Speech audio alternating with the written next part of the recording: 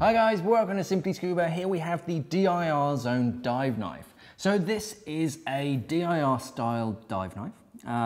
It's very simple, it's very basic because you don't need a massive dive knife. This is meant to be more sort of practical than the larger dive knives.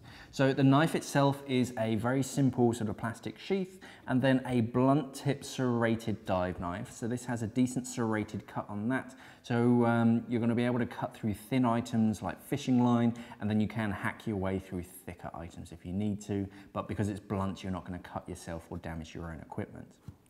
The harness that it comes in is just a simple webbing harness, so that just stows away inside of that with a decent push. This is quite a stiff webbing, so that's not going to come out, but you can still access it really easily. There's no complicated mechanism or anything, no buttons you have to push. You just grab hold of it and pull it out.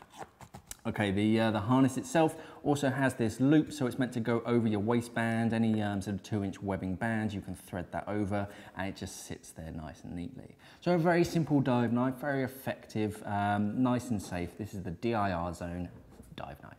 Thanks for watching and safe diving.